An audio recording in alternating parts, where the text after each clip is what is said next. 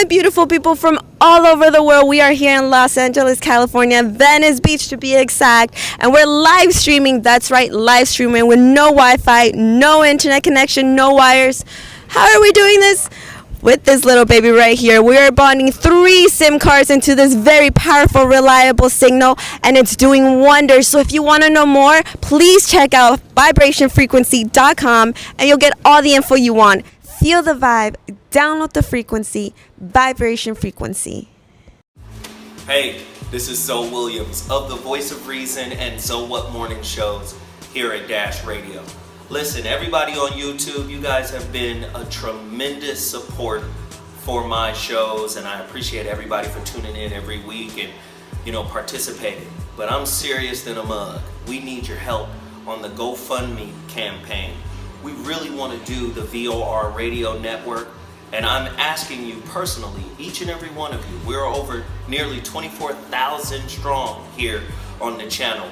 We need you to support by donating. Just click that little button down there and it'll take you directly to the GoFundMe campaign. It's gofundme.com/Zoe Williams. Anything you can do is greatly appreciated. It continues our movement, it continues our forward progress, and I appreciate you all who have already donated. If you can do it again, I thank you so much. Thanks again. ZoWhat, I'm out. I'm Zoe Williams, the voice of reason. If your relationship is in trouble, I'm the dude to call. Has your soulmate become your cellmate? Does black love still exist? What are your bedroom turnoffs? Fantasies and fetishes. Financial infidelity. I'm dating a fat person. Are they worth the wait? Trust me, this gonna be crazy. How about the heavy stuff? The child wasn't his, and he still had to pay child support. It's a very heated topic. How was that right? Mama's baby, daddy's maybe. I just have so many questions I want to ask you. I just like to kiss a woman's ass. Is there something wrong with that? Damn. He told me he had a vasectomy. I'm pregnant. Betrayal has been committed. Hit you with the bad pipes routine. How does he maintain his humposity? He likes it when it pinches my neck. Why can't you open up, brother? I'm a karate man. Karate man rules on the inside. They don't show their weaknesses. Yeah. How do you write women so well? Zoe Williams, Reason and accountability. the voice of reason. Yeah, it's Wednesday. Hump Day. I decree during Hump Day that we should all get at least 12 pumps in. Oh, shoot. 12. Hump Day will henceforth be renamed Pump Day. We ought to squeeze off at least 2 or 3 of them on this most sacred day inside a holy womb, if one can be found.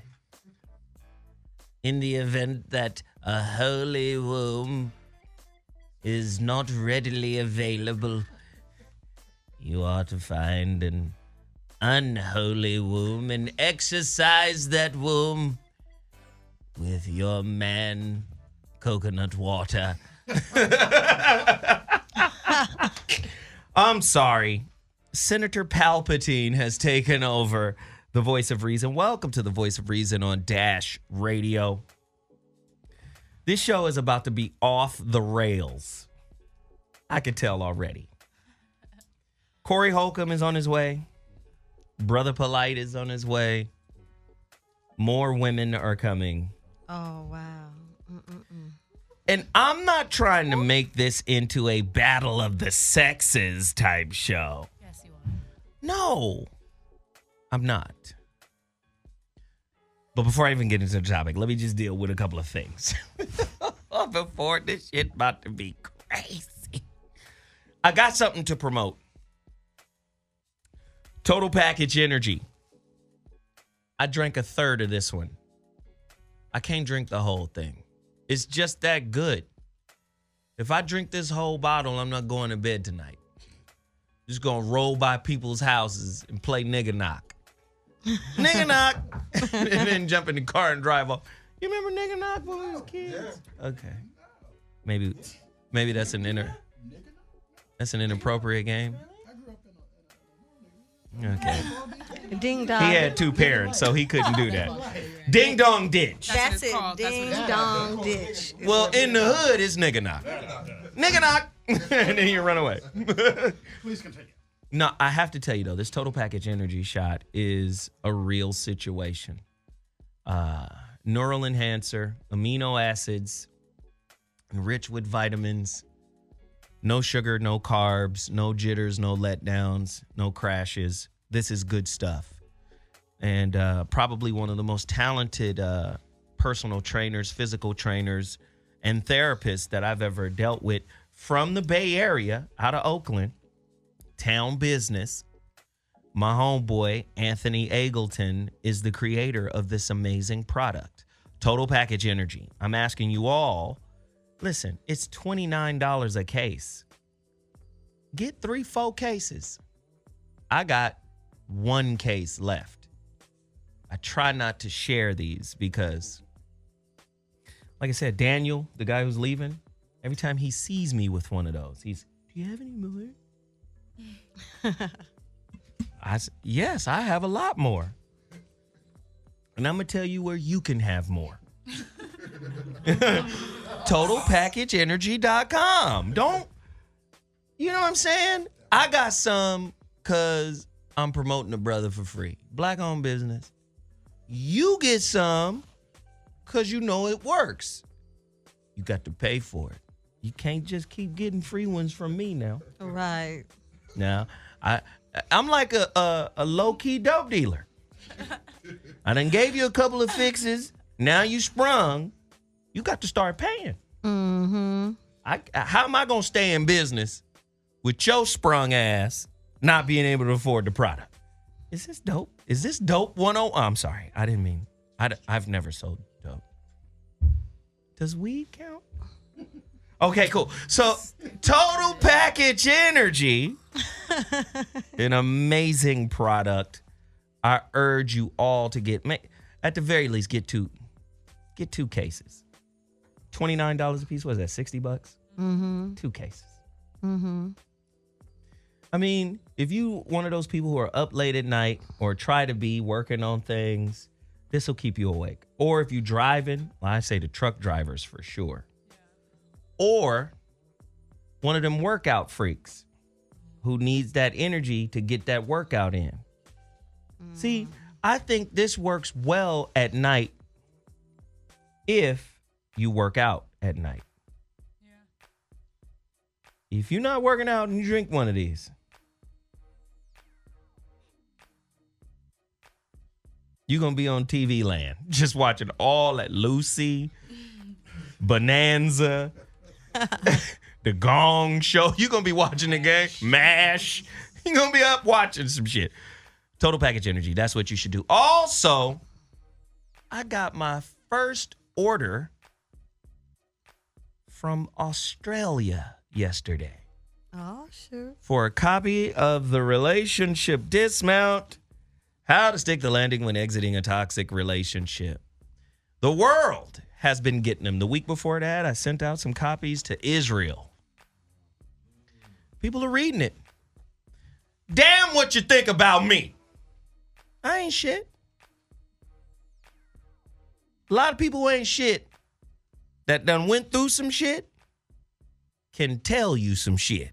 Mm-hmm. Now, I know a lot of people don't want to hear that. See, we live in an ad hominem society. Attack the man. Mm-hmm. If you attack the man, you invalidate the quality of the information, but it shouldn't be that way. Because sometimes, you know what I heard? Oh, there go Tiffany creeping. Hey, top heavy, come in. Oh, shoot. There go Tiffany coming in. Oh, shoot. You want to sit over here? Sure. Oh, shit. Let's see. So, I don't trust them. Just kidding. I'm just kidding. First off, I wanted to keep this seat open because you are going to have to switch anyway. Me? Yep. I'll scoot over? Yep. Okay. You're going to have to sit here anyway. Okay. Oh. And I love Tiff on that edge. All right, so you can see my... I think I'm going to put... yes, I just need that direct line of sight. So now, the peripheral ain't that good. You understand? I ain't on the court no more. I ain't guarding niggas like that. So we good.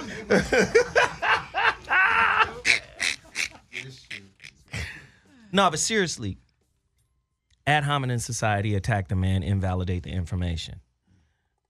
It was Quincy Jones who told me about this book called Power versus Force. And in the Power versus Force book, which is an amazing work, he creates this, and I talked about this before, Dr. David R. Hawkins. He creates this consciousness grid based on numbers. Is it? Okay. Consciousness grid based on numbers. And at 500, it starts at like 50. 50 vibrates at the level of grief. Then 100 is fear, and 175 is pride. 200 is neutrality. 400 is intellect. 500 is love. 540 is joy. I don't know how, white people, I don't know how you differentiate between love and joy. Okay, cool. But yeah. But what he said in the book that resonated with my soul was, if somebody comes to you with information that is vibrating at a spiritual level that's over 500, it doesn't matter who brought it to you. Real talk. I was like, ugh. He said, if the devil of the Bible delivered some information that vibrates at over 500, you should take it. It's good information. So again, we live in a society where the system of society vets out who's smart, who isn't, who's spiritual, who isn't. You see what I'm saying? But that book, that hit me. And a lot of people think because Steve Harvey may have had 3 divorces or something that he can't write about relationships. I beg to differ. Ooh, I feel like he learned a lot. I think 3 divorces. Lord Jesus, I'm learning a lot through the one. Yeah. Lord, he doesn't, you feel me?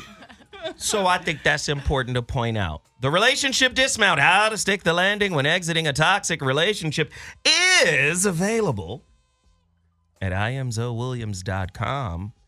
Don't play yourself. Get yourself a copy of it right now. I promise. Relationships that are doing well are going to do better. Especially when some bullshit happens. Right. This is a relationship apple. Yes. Read a chapter a day. Keep the bullshit away. Yes. The relationship dismount, how to stick the landing when exiting a toxic relationship. And then the follow-up. Oh, God, Christ almighty. I don't know, Jesus.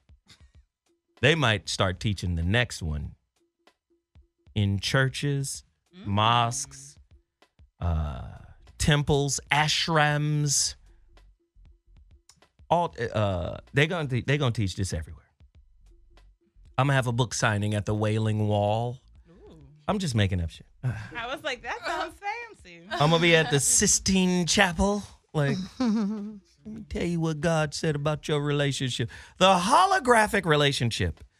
A deeper look at the connection between consciousness, God, and intimacy. Yeesh. If you've been listening to this show, I've been hitting you with little pieces of it. And it's not a game. It's a whole nother situation. So now that I've promoted a few things. Oh, one more thing I got to promote. David Banner's point person. I love his sister. Her name is Jasmine. One of them down south. Have you ever just met a down south woman? Just a woman. You know, in the country, a woman. Just, boy, just, what kind of person are you with your grits? Salt and pepper or sugar? No. Ooh, have you ever had some sweet grits? Lord have mercy, Jesus. That butter, that fluffiness of the hominy grit. Just a warm sister. Just Jesus. You know, she knows how to nurture. She loved the show. She backed me. She good people. She hooked me up with the people down at the Black Power Awards. Ooh. They reached out to me. for the second annual Black Power Award weekend, November 17th through the 19th. They want me to host an after party. Hey. I was like, I'll come suited and booted. Think I won't when I will. With one of your little suits and your nice shoes. Hey, tailor-made up in that piece with his name on the label. You got to floss. You got to lean a little bit when you say. But yeah, I was like, sure, I'll do that. That's hey, listen, if you want to get tickets, and I suggest anybody who listens to the show who live in Atlanta, come hang out with me. It's an after party. So if you want to get tickets, go to blackpowerawards.com. The number to dial, 404-439-1044. Okay, now that everything has been promoted, I kind of want to wait until my special guest gets here. But I'm going to go right into it. Okay? I'm just going to do it. Because first I need you guys to understand the type of show I'm about to do. So let me just pose this to you right now. Agree or disagree, you guys can help me with this. Okay. And if you don't understand what I mean by this, please feel free to chime in. A couple years ago, I did a show called The DivineWhore versus the Social Whore. Ooh. Do you remember? I know. No, but I wish I was there. This sounds great. Okay. What? I have to go back and watch that one on YouTube. Oh, right. What? And let me tell you why this is important, because the brother that I'm bringing in believes that women are God. In particular, sisters. Oh, that woke you up. Now I understand what you mean by sweet grits, my nigga. Serious. He believes that women are God. I can't say that I disagree with him. You know, I have different points, a different perspective, but I can't say that I disagree. But, and we have these conversations all the time. A divine whore. Women are kind of in a position in a patriarchy. Is it a patriarchy? It's kind of a blend of a bunch of shit. But you guys are really concerned about how men perceive you, especially as it pertains to your sexuality. Yes. Women do not want the tramp stamp, right? Mm-hmm. Y'all don't want to be labeled tramp or hoe or trick. This little trick ass bitch here. This bitch right here. You know, because men have a way of degrading and denigrating based on your sexuality. Absolutely. Yeah. You know, women, listen, anybody who raised daughters. Right. Mm-hmm. Nobody wants the promiscuous tag put on their daughter or the promiscuous perception put on their daughter. So there's a divine whore, which a woman seems to not be able to unlock even in matrimony. Ugh. Fuck. Ugh. And then there's a social whore, where all your decisions are predicated on what society tells you you should or should not be doing. And then y'all get beat up by your circle of girlfriends who are quick to tell you you're out of bounds on society's rules. Right. This nigga, Jesus, what school did he go to? You graduated cum laude. This nigga was at Glendale City College. You understand what I'm saying? So there's a pressure to be this social presence, this bad bitch, this independent bitch. And then there's the pressure of not being able to reach your full divine whoredom. I know it sounds crazy. Watch when I start asking these questions. Yay. What is the difference between the divine whore and the social whore? I think I pointed some of that out. True or false? All world religious doctrines secretly worship the woman. Uh-oh. That's for my guest when he gets here. Does the woman's inherent godhood free her from personal accountability in relationships? Oh, that's fucked up. That was a trick question. I know. I like boxing y'all in. That's why I didn't send y'all the topic. I saw it on your live. Oh, so you cheated. I mean, I'm just a quality fan and follower. No, you just, no, fuck that. You just I was ducked like, in. oh, so went live. Let's see what we talking You about ducked today. in. Oh, now I got to be prepared. Where did you duck in? Instagram Live. And we will never go there again. Thanks to Tiffany. I'm a real follower, so you better just keep doing what you're doing. 'Cause I see you on Twitter and Periscope, Instagram, Facebook. Who taught the woman to ignore her intuition? Ooh. Was society responsible for that? Oh, God. Oh, Jesus. This shit is about to be bad. Why is it important for women to embrace their inner divine whore? I'm going to go around the table and ask every woman. I know there are a couple of teenagers in here. You're rude. You're so rude. Right? It is what it is. Right? I know. But I'm going to go around the table and ask everybody's definition of what they think that is. Starting with Mimi. Tell us what the divine hoe is. I think the divine hoe, I think she's in a serious relationship, but she's a hoe in the bed, a hoe with her man. She's pleasing him. She's doing whatever it takes so no one else will have to step in to please her man. So she's on her A game, making sure she serves him right, and he knows what he wants to be served with, and she serves it hot. Oh, shit. Okay. Well. Good answer. Yeah. Right.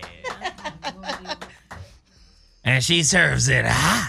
Right. Like, okay. Rare.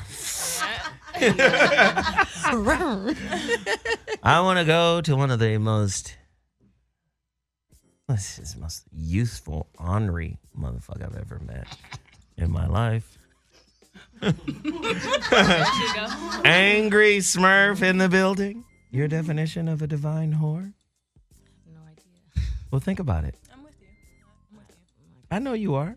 It's like some other shit. Like, you guys don't really know. Well, I don't want to give up that part. Yep. I'm going to go to Tiffany. Oh.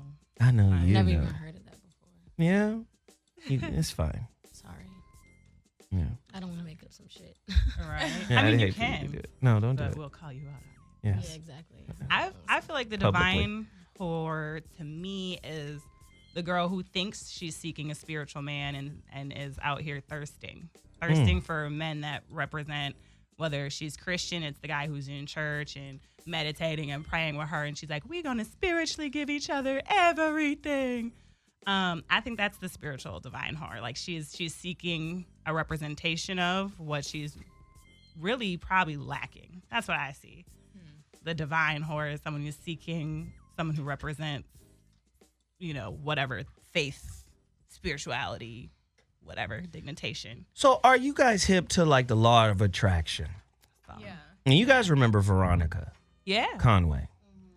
Veronica was always talking about that there's a level of sexuality that locks right into the law of attraction. Yes.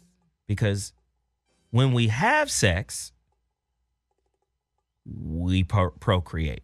Right. So what Veronica was positing is that we can procreate other things other than babies. Yes. Sometimes sex is the chief proponent of procreating drama. Drama. Two drama-filled, unresolved issue-having ass people fucking creates the environment for more of that. Yep. She was also saying you can use and harness that power to create outcomes in your life, like business or through, and this is that sex magic, that tantra. This is part of the divine whore. Using that yoni to bring forth miracles. That's the part I like, but I don't think a lot of divine whores are really using it that way. I mean, but think about it in terms of Mary and Jesus. Oh, definitely. The metaphor of that. Jesus, That was like the ideal divine whore. No, she was a hoe. She was married and she went out on, I'm sorry. I mean, if you're a real Christian, you understand what happened. She really did fuck an angel. So That's really what happened. It wasn't immaculate. Like, no, she really fucked Gabriel. Like, she fucked somebody. In the book of Luke, an angel. Gabriel. Like, it wasn't immaculate. It's really. true. Yeah, she fucked the angel. Yeah, he showed up. And what was cool about him, this is how men should start doing it now. Men should have emissaries. Yeah. Gabriel had an emissary. Yeah. It was Michael. Mm-hmm. Hey, you know what? You bad. You bad, Mimi. My homeboy about to come knock you out. Emissaries work. You can be like, what? Yes, this nigga's fresh. This nigga's so fresh, they call him the Holy Ghost. I'm telling you, you're going to love him. Isn't that just like the holy version of a wingman? No? Yeah? Yes, but an emissary is dope. See, no, yeah, I like it. I agree. But wingmen are really professional cock blockers. Their job is to take care of your friend. Right. Yeah. Right? McFraggle Rock you got with you. Well, distracting, yeah. Yes, he running pass interference for me so I could get true. direct to you. That's what wingmen do. No, Gabriel had an emissary. It's true. I think you could win that way. Angelic too? An angel show up before you holla? I mean, real. True You would that. be impressed, wouldn't you? I would. Angel Michael show up and be like, yo, Zoe about to tear that ass. I mean, you can't say no to an angel. Like, He's an angel. You'd be like, that's basically God, right? Like, so God is telling me, okay, well, a spiritual whore been tapped in. No, but the spiritual whore, like, and when the brother gets here, because I hear he's here. He's just trying to get in. That's what I hear. Okay. They're going to let him in once Brandon finds him. But when you start looking up the etymology of words, and you start finding out that whore wasn't a bad word. No. Right? And we've been taught that whore was a bad word. Yeah. And in some kind of way, they're trying to limit the woman's power. Like before there was a patriarchy, the woman had equal status, say like in Egypt. Yeah. She owned property. Yes. I think they called her co-regent. Yes. Like she was with the king. And the guy who designs these clothes, this Ramo Mart jackets and stuff that I wear, he broke something down that I thought was extremely important. He said during a certain dynasty, during a certain period, that every king sat on a throne that was symbolic of a woman. And the woman in particular was what the Europeans called Isis. But, you know, the Egyptians called her Aset. Yes. It's the Aset throne. Every king sat on that. Like, the woman is the foundation. The woman is... So when we get to modern religion and modern relationships, you guys have been taught to take a back seat. And more importantly, you've bought into it. You've bought into the back seat. Right? The back seat is kind of like, that's good. Ugh, no. Sorry. How many shows have we done already, ladies, where I've queried your beliefs about relationships and debunked most of them? Quite a few. I'm just... Quite a few. Yeah, wow. I was like, I've been gone, but yes. So our guest is here. Yay. This is going to work. He's coming in right now. Thank you, Brandon, for finding the brother. Thank you for finding the good brother. Yeah, come on in, man. Take this seat right here, bro. So, just take this seat right here, man. Ladies and gentlemen, just walking in the building is our special guest for today's show. I was setting up the show, getting the ladies prepared for today's conversation. Man, oh Manischewitz. The anatomy of the female deity with our special guest, Brother Polight. Ladies, welcome Brother Polight to the show. Hey. You're not going to say nothing? Angry Smurf? Let me just break everything down. That's Angry Smurf right there. She always got a little twisted look on her face. Angry Smurf, but she's sweet as hell. But she come across as mean. This right here, right next to you, this is my good friend Rachel. We yell her name like Christian Bale does in Batman. He does do that. Rachel! Right? That's Rachel. Right next to you on the other side, that's Mimi or Michelle Dukes. This is Brother Polight. And then at the far end is our good friend, resident therapist. Yes. Right? Resident therapist. I mean, they're all professionals. But resident therapist Tiffany Ram.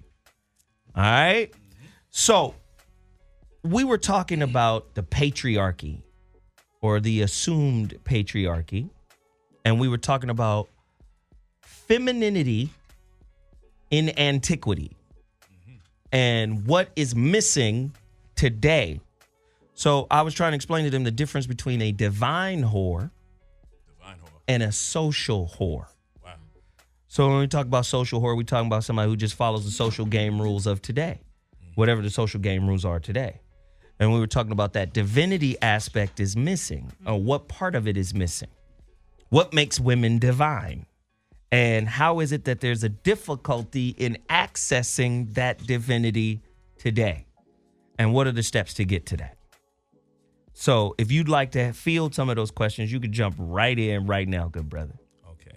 I wouldn't identify any woman at any point in time as a divine whore. It would be an oxymoron for me. But I understand with explanation, I'll probably be able to assimilate or process that understanding.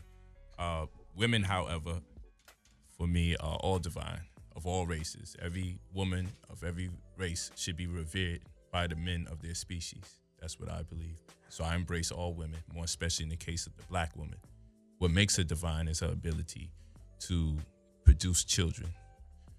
God, according to the colloquial meaning, dictionary definition, is one who's in control of a specific aspect of creation.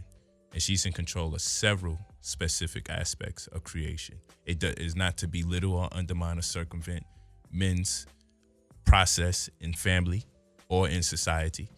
It just stands to reason that there are things that are exclusive to her that bring us all into this world, whether it's the gestation period, whether it's the colostrum fluid that's secreted from her teats upon breastfeeding that heightens the immunity of a child, heightens their IQ, heightens their digestive system. And if there is a Jesus and people confide in Jesus, I believe Mary didn't go pick up Similac. I believe Mary was breastfed. She still went through 9 months gestation like anybody else. She had to be the first protector of that child, provided the story is true. Or if the story is true, if we subscribe to the narrative, when she hid her child. She is the first protector. When a woman is born, she's born with all the ovate cells she ever have, so she's born with all her potential children. That being the case, that she's born with all her potential children, this would suggest to us that every child is a summation of her mother's experiences. And they are affected before they're conceived.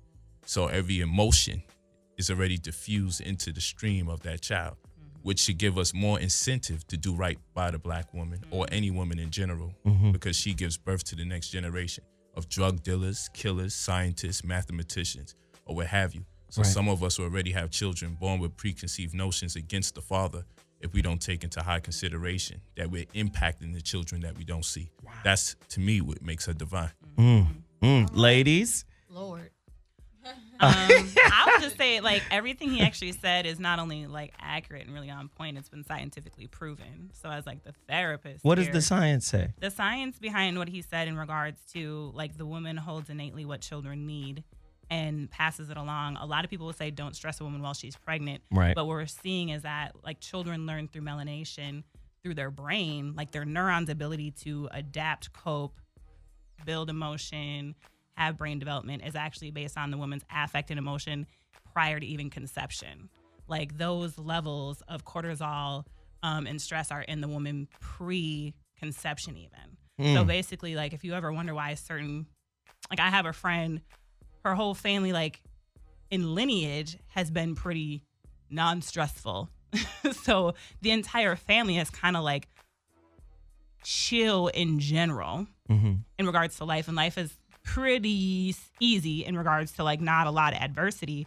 And I truly believe it's because, well, like they literally have never had stress. And so you're gonna give birth to a baby who has no stress.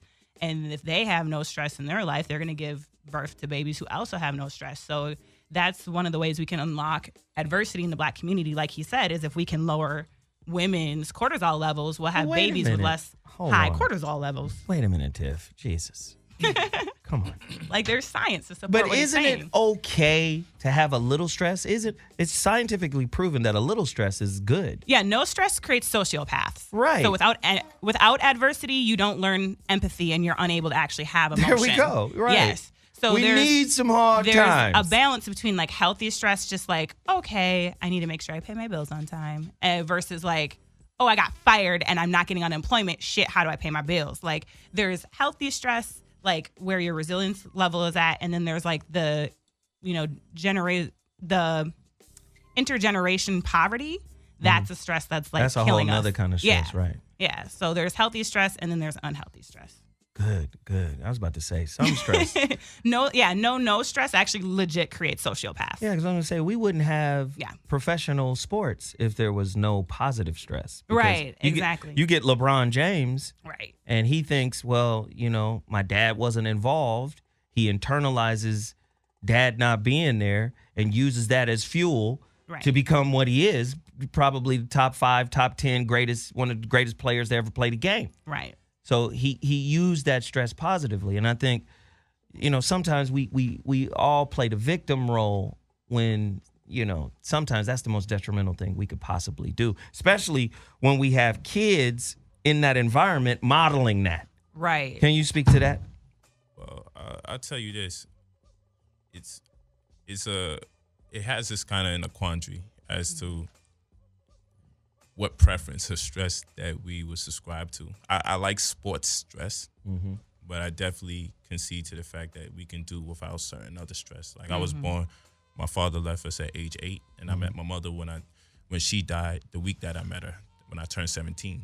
Wow. So I had 7 days with my mother. That's the type of stress that I work real hard to make sure my children never have to identify with. Right. Yet at the same rate, I use it as a catalyst to motivate me towards holistic health and being there for my children, because I understand immediately the impact that it's had on me. However, they don't necessarily have to go through that to become great people. That's the sports can do that for them. Right. With people relying on them, with them failing, if that's what we want to call it, winning and losing. They can get that from different social circumstances. They don't necessarily have to get that from stock circumstances such as broken family households. So we just have to kind of, if we could pick our poison, it'd be great. But unfortunately, Black people they have poison imposed on them. Wow. Poison imposed. True or false? 92% of African Americans die without life insurance, but we sure do love the kids. How you gonna love the kids, but you ain't got life insurance? Very good question. Look at what happens when we are raised in a society that has systematic economic inequality. And then when that gets into play, my question then is, how are your healthy relationships formed out of that? When, like you said, children need something. You know what children need? They need shit all the time. Yes. Regardless of whatever that shit is, they need it. Like for instance, my kid tore his ACL in the 11th grade. Wow. Right? Blowing up, basketball player, tore his ACL, first game of the season. Right? If he didn't have the little homie white boyfriend on the team whose sister worked with the #1 ACL rehab specialist in the game, because the rehab is more important than the damn surgery. Right. It was like, oh, bring him in here. Let's see. Oh, we'll take care of him for free. This shit is $700 an hour. Wow. Listen, kids need shit. Yes. And when you can't provide for them for the shit that they want to do, how you going to bring about the next Miles Davis who needs trumpet lessons or the next celloist, right? When we look at, like Antonio Moore breaks it down, 2.6% of America's wealth is in the hands of African Americans. 88% of that wealth is in the hands of white folk. The average median black family, that's middle class black family, is worth $1,700 when you take the car out.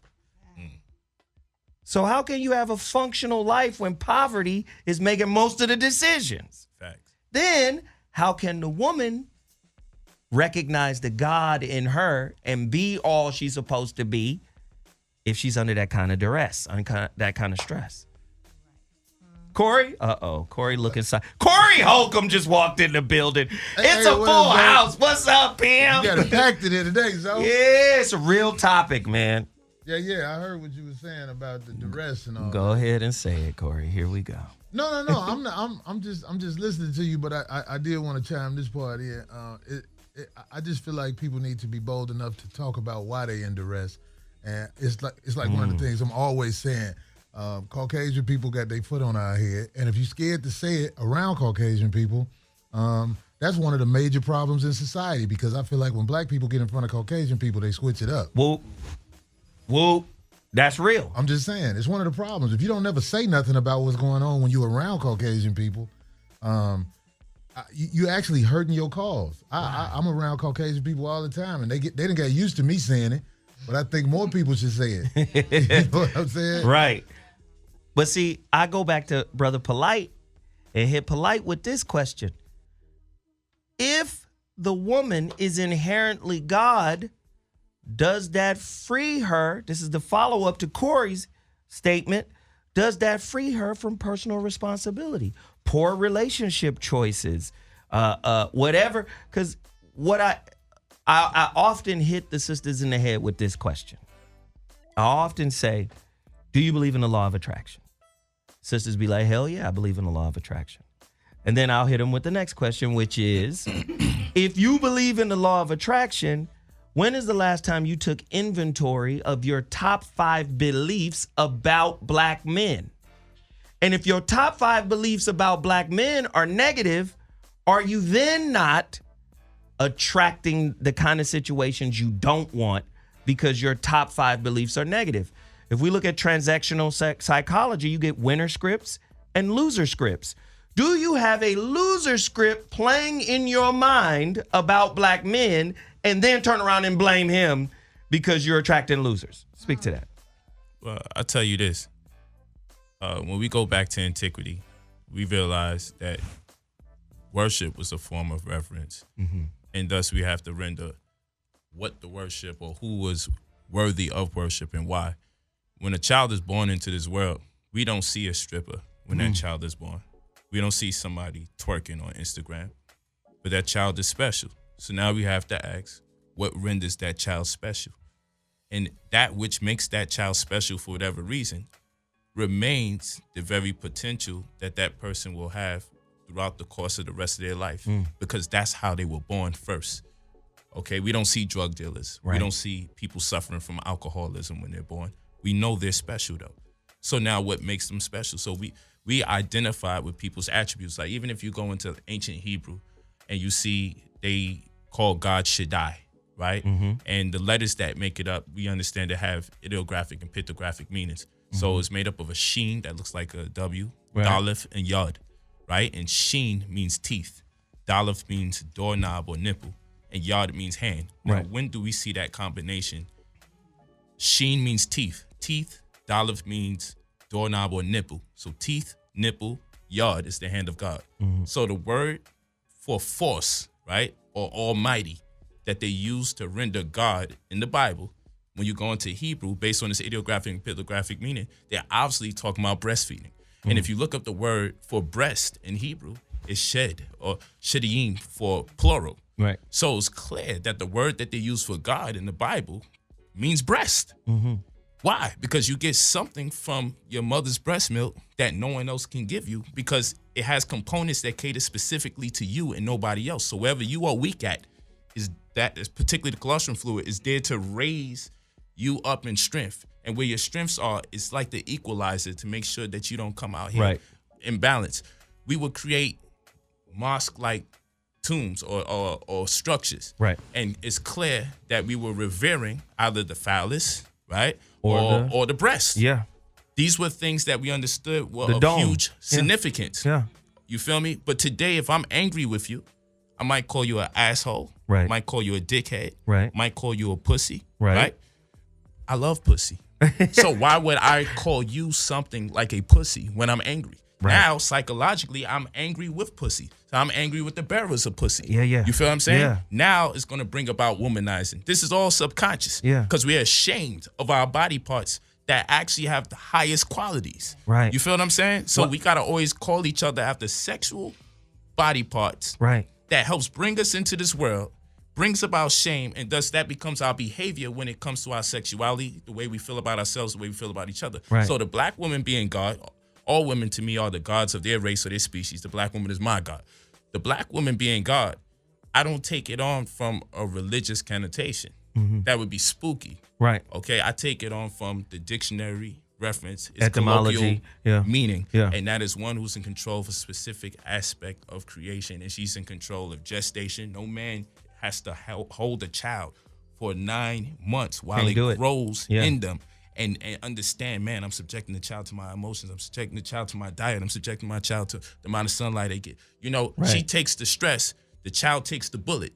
If she doesn't have the child, she takes the bullet. No one cares about that, though. Right. You feel what I'm saying? Right, right. If you take the stress while she's conceiving, the child don't get she don't get a miscarriage because you stressed out. She get a miscarriage because she's stressed out. Right. So it's incumbent that we cater to her, whether we like it or not. This is the world we live in our species. We so-called more superior than other animals. Animals know when it's mating season. We don't know when it's mating season. Now she could say, "Look, I'm feeling like I feel like I want a baby." We'll be like, check our pockets. No, you don't. You don't feel like you want a baby. Right, You see what I'm saying? right. So, but that's something you can't tell her she's not feeling at that particular moment. But because we're in this kind of economic crisis and we disenfranchised, we have to now say, despite what you're feeling right now, disregard it. So now we are having children out of the season from which she really feels Right. is more natural or in conformity with how she's feeling. You feel what I'm saying? Right. So she's God, but not from a fanatical or romanticizing type of Right. aspect. She's God because in principle, there are things that takes place within her that don't take place with everyone else on planet Earth. Take, for instance, one more thing. Our cognitive abilities comes from the X chromosome, not the Y. The Y chromosome is 2.8% less genetic material than the X. It doesn't mean men are inferior. So the brothers that's listening right now, call me a simp and all of that. I'm not saying you're not special right now. We just talking about women. So, for real, because when you start giving women praise, brothers be like, yo, what about me? I'm like, you want me, a man, to give you praise? Go to your mother for that. You know, go to your wife for that. You don't need that from me. I'm going to talk hard against you, pause. So now, Right. so what I'm saying is, when it comes to this, the woman, we get, and this is scientific fact, you look it up, we get our cognitive, the ability to think. This is what we pride ourselves in when we say, my name is Supreme Mathematics or Law. What's the science for today? This is all that math and science we talk about. You wouldn't have those cognitive abilities if it wasn't for the X chromosome. Right. So you see, for that, it doesn't mean undermine the man because that's true. It means bear witness to the fact that it's true. Right. And appreciate the person that's responsible for that which makes you you. Right. The parts that make you you that you're so proud about. Right. The parts that make you you, that makes you protrude your chest. Right. Well, my IQ was raised because of her. My digestion was raised because of her. Me coming into this world, she had the last say in me coming in. Whether you want to look at it from the Plan B perspective or the abortion perspective or enduring the stress to still see us through perspective, she had the last say. Respect that. That's all we saying. No religion. We just, and nothing wrong with religion, but no religion when we calling her God in this particular case. Right. We just finding a way to employ a certain level of rhetoric to emphasize our point about who she is. What I'm getting right now, see, we could do this and go deeper and deeper and deeper. Like I was telling the sisters before you got here, we're talking about how there was co-regency in Egypt, you know, in ancient times. Definitely. Co-regency, the woman was as important, equal to the man, owned property, made decisions, the whole 9 yards. And even the throne that the king sat on, you know, the throne was called the Aset throne, which is Aset, the wife of Osiris, or Asar, right? The milk goddess at that. What's really big about what you're saying, though, because I've always been one to empower women. Now, I ain't always made good decisions with women, and I ain't always been respectful towards women. So I can own that. But in my development, in my maturation as a person and as a man, I had to learn to understand that. And a lot of those lessons came via the birth of my daughter. So being able to deal with her, look at her, and see what kind of disappointments she may have towards me based off of how I treated her mother or mistreated her mother or whatever. Her say in my life grew because of our relationship.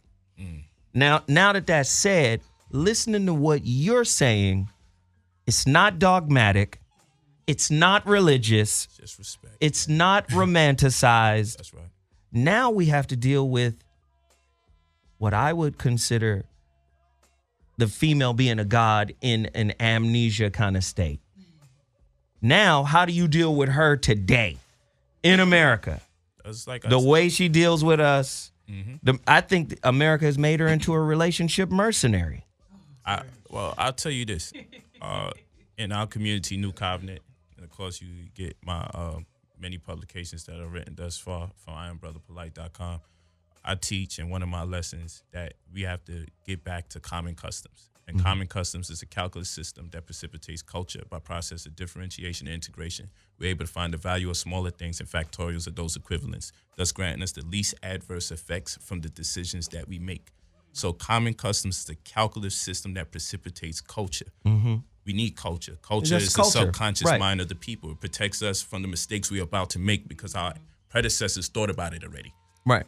You saying we need social game rules, our own, that we author. Exactly. I got that. With my daughter behind me right now, you know, and she could tell you my conversations with her. She gave up the deuces. You know, she once did a post with a brother. He had his hand on her waist. And I said, well, there goes his respect. And she's like, yeah, he's just taking a picture. And I said, he got to earn that. What did he do? What does he have? What is he offering to the table? I didn't even meet him yet. The fact he got a chance to touch you, you just created a situation that doesn't make you distinct from everybody else. Understand how we've become degenerates in our behavior because of the culture that's being pushed before our eyes on us through our music and everything else. So that being the case, we now have to make some modifications. Maybe back in the days it was okay, but because of the nature and the state, the condition of the brothers, the young brothers' minds today and the older brothers' minds today, we're not going to act totally oblivious to this. Right. So now we have to use what we see today as a barometer for how we going to gauge the respect amongst each other. Right. Okay, so this is woman to man. We can have the man to woman situation. Again, this is talking about the female right now. Right. So I told my daughter, I'm like, yo, listen. Once he gets a chance to touch you, okay, he already got in his mind. I ain't got to work that hard. How about make him work hard? How about if he says something that sounds, you know, if he says something that's kind of fresh, let him know it's disrespectful. You know you like that. In the beginning. Create that. Right. Make him earn every opportunity he gets. Because you'll be able to determine if he tap out, man, she's just too fucking hard to deal with. I'm just going to move on to somebody else. And you'll know his limits. You'll discover his limit. And then you can say, well, good thing we got him out of here quick. Right. You know what I'm saying? Right. So, you know, we got to create that. Saying, I waited on this girl just like he said because I agree. It was a girl who I really respected and I wanted it to work out. And I did everything I could. But when I finally got with her the way I wanted to, her vagina was dry. And I felt like it was a waste of time. So I just started victim of circumstance. It happens. I just started messing with the girl's disease here. But I understand what he's saying. It's not 100% rape. but here we are. Here we are. You are the man talking about the girl. I'm talking about the girl talking about the male. I couldn't You know resist that joke. I love it. He had to do it. I love it. So you know, but the goal ultimately, as far as me raising my daughters, is to say, look, it's not a game, but you understand the nature of men. Okay, I understand the nature of men because I'm a man myself. You know, I mean, the glory when you find someone attractive, if you could beat it, I mean, come on, the glory. Right. I did it. I came. I conquered. I made it happen. Right. You feel me? Child gets born, then it becomes another scenario. Right. You know, hopefully we could do all of this and minus a child. We understand the situation. Let's not front for the brothers that's out there listening who, again, they always get angry. Right. Let's not front. I'm not saying every man's whole job and purpose is to have sex with the woman, but I will say most men's purpose eventually should be to have sex with the woman. Why? Because that means that you got her attention. Right. You feel what I'm saying? Right. I'm not saying on a womanizing, chauvinistic sense, But I'm just saying on the sex nature is an shit. Yeah. incredible factor for men to discern if whether or not this woman digs him or not. Right. This is just true, whether we like it or not. Right. Okay, I'm not trying to badmouth men. So that being the case, that touch on your waist is a form of sex. It's That intimacy. slick talk is a form of sex. So make him earn every opportunity he gets so you can see how much he respects you. Most importantly, I got a he has question. to have some kind of living that he's making and something he could bring to the table before he can even consider going so far with you, because how will he be able to accommodate for an extra life when he finally gets the opportunity to have sex with you? Right. See, it's disrespectful to have nothing to offer a female but want to sleep with her, knowing the crisis that our black community is in. Agreed. It's disrespectful. Agreed. What you just said, I got to throw it to the ladies now. Yeah. Because he talked about making him earn it. Ladies, Every aspect. in the studio right now, starting with Tiff Ram. You got to give me two what? Two qualifications or definitions of what earning it is. Can I give two? No. Two. Can I just be very clear? I have two different sets of criteria for this, just to be very clear. Like, if I'm in relapse and I'm just smashing, it's really just look good, feel good. But if we're actually talking about, like, Tiffany wild as hell, by the way, Brother Polight. She wild as hell. I'm in recovery right now. So I'm going to give you the real answer to, like, how you get this when, like, I'm in, like, whatever, equilibrium. When I'm balanced. Right? When I'm not good, spiritual balance place, is a job. I'm not going to say what kind of job or an income bracket, but like he said, just show me you're doing something. Thus the social whore. No, like I shall pay for again, it. I don't care if you're selling flowers on the corner, like, you know, have a taco stand, whatever, like, but some form of income. Honestly, like, I really don't care if you're a drug dealer. Like, This is why form I of said. income. This is why I said at the beginning of the show, we need emissaries. Yeah, so I'm gonna have my emissaries show up with bread. You know, like Oha from from Coming to America. Oha. Yes. Give her bread so that I may get head. But I will say I don't take the criteria isn't you telling me it. Like, I will observe it. Like, you don't just tell me you have a job. Like, we gonna go spend some time together and I'm gonna see demonstrations that you have a job, right? So job number one. Job, like, or not even job, just form of income. You know, if you a trust fund baby, fuck it. That's your income. You said even a dope dealer, so we already know where you're like going. Here. Income, like, Where else? right. So cool. Income is cool. And now beyond income, my number one thing, honestly, is like outlook, I guess, for lack of better Life outlook. Yeah, like optimism. Yes. Your energy needs to be in a certain place for me to like want. Now that I understand that, like, I'm very sensitive of who I'm sharing my energy with. Righteous. Like, yeah, your energy has to be in a certain place. Like, you can't just have a rancid. That's the world potential hates me. fantasy part that we take advantage of. It's just right? That part. Cool. Just, Angry Smurf. Two. Rancid attitude. For me, I would have to say I like people I don't get this often, so people that are actually polite and know how to talk to me with like manners. Unfortunate. Yeah, it's like that's just already like, oh, you're different, because most guys don't talk like with like polite. So would you say is like chivalry? Yeah. Like pretty much. Okay.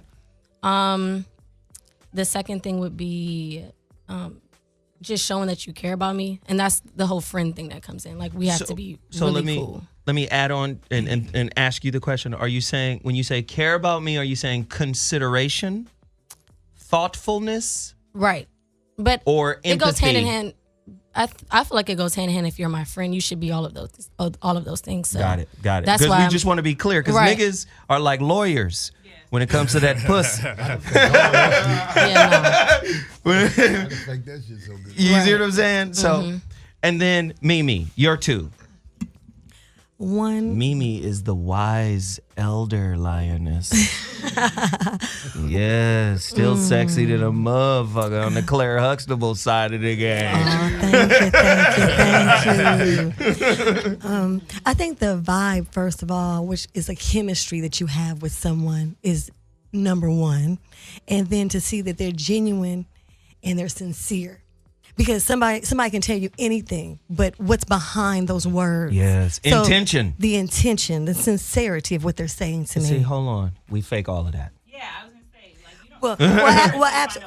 But you're right. But absolutely. But I will be able to see that. No, Mimi, let me tell you. You're right, because I broke this down before on some of these shows.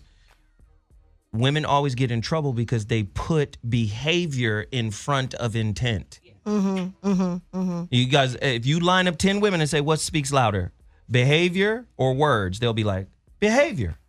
But your intuition is always connected to a man's intention. This is why when the shit go bad, your intuition tells you all of the shit that you've been ignoring this whole time. Right. So now, we're talking about the divine aspect of women. I believe women are more responsible for the fuck up relationships they get than men are, because men are the motherfucking performers. We're the actors that you allow into your life based off of your current thought process. Right. So get in that mic, man. Pick up that mic. No, but what I was saying, and I would love to hear your response to this. Listen, if you are not intelligent, nothing can save you from the game. From the game. The game is infinite and it's going to be ran. On you. By human beings. The Matrix. If you have spent your life failing, it may mean you're not intelligent. Ooh. And that's what I think a lot of people need to try to grasp, so maybe they can get up under somebody that's intelligent to protect you. And just But you submit can't. to that. But you saying something big. I'm gonna tell you right now, ladies. You can't get up under somebody intelligent until you recognize the flaws in your own intelligence. Because a lot of times a woman will see somebody that's smarter and just try to be up under them, fake it until she makes it, fooling them like she's smart too. But really underneath that, there's some envy. Right. And then that envy creates the conflict that she ultimately doesn't want. You know if they smart, because just like he said, women might not, because I feel like they haven't been taught this. But if you around a man who's smart and cares about you, he gonna show you stuff that you never even thought of when you around a man to look for. Because we do have a long tooth when we see you, especially if we're attracted to you. Yep. Like simply putting your hand on a woman's waist, I would say the average woman wouldn't even think like that. But being a man, you know it. You like, oh. Step one. It's just like women show you stuff about other women when you are around women. My woman has shown me stuff that I was like, oh, I didn't even that think we that. totally oblivious to. That's that woman game. You get what I'm saying? Yep. I broke up with this girl about 6 years ago. What shit? About 6 years ago. And then there was this other girl who liked me at the time. When I first got with the girl, I thought this one girl was hating, because she came to me and she said, honestly, she goes, not her. Not for you. Not her. It's like, get your hating, heavy-ankled ass out of here. You know, I wasn't listening. You ain't know they had ran trains together. No. They didn't run. Stop it. She just didn't want to say that part. No, but I went back 6 years later because I wanted to know, what did you see? Because a lot of times men, we totally oblivious to that female sight, what they are aware of, what they pick up that we totally miss. And she was like, man, I can't really tell you. I just knew off tops that wasn't for you. And I talked to her for about an hour just trying to figure out like what she was able to see, but she really couldn't explain it to me, but it was an internal process. I'm going to tell y'all right now, the biggest culprit of y'all having fucked up relationships is your bad relationship with your intuition. Yes. A lot of women got a bad relationship with their intuitive process. And y'all need to deal with that before you then turn around and say, Brother Polight said I was God. You know what? Don't you run around claiming that God shit Right. without getting your relationship with intuition right. Absolutely. Can you talk about your dysfunctional intuition, your relationship with? She's like, what? You gonna throw me under the bus? Right? You know your relationship with intuition is dysfunction in some way.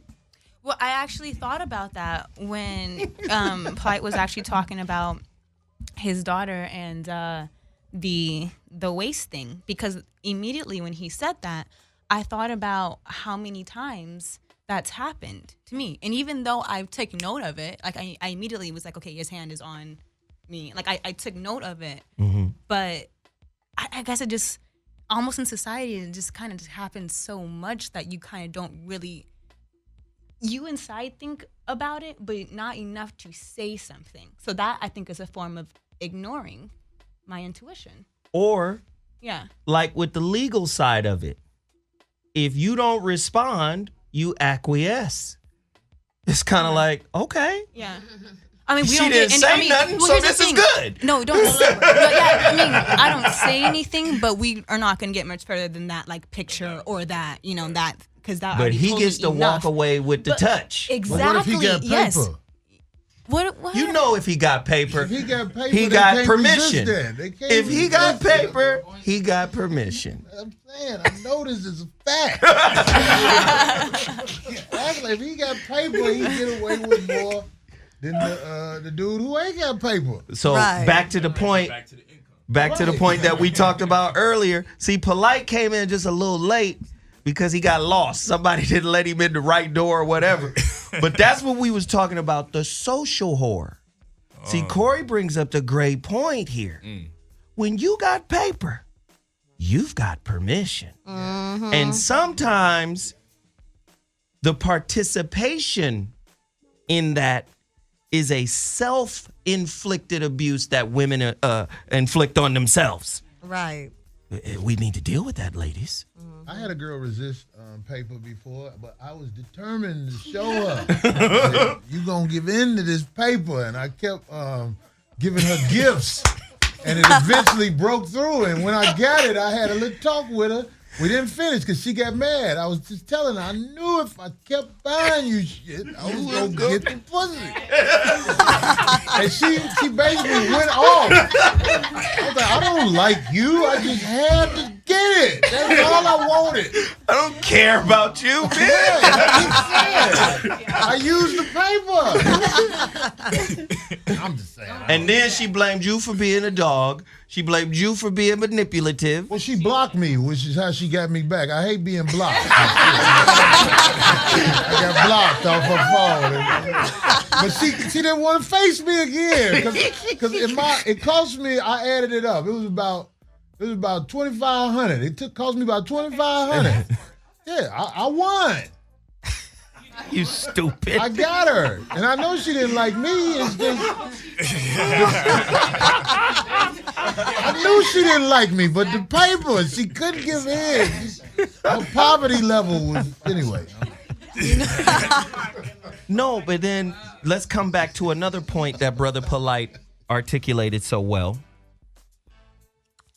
And that is, for me, society is changing for women. Women are not in a position anymore to be taken care of. Let's just be honest. You guys are better educated than any gender on planet Earth, especially African American women. Better educated than any gender on planet Earth, getting high major degrees, and making your way headway into corporate America making bread. Stupid bread. So now you got to come back and reevaluate. I always say you guys are like the broke ass ball player, right? Who just got out of college, got drafted, and overnight is a millionaire. Right? You got resources now. And just like Shaq, with that first few million, he tricked it off because he didn't understand money. Women, you guys have power now.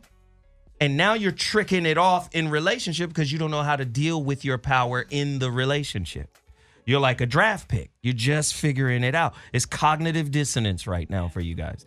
Because you get women who are very powerful and very independent, yet contradictorily speaking, want a traditional man.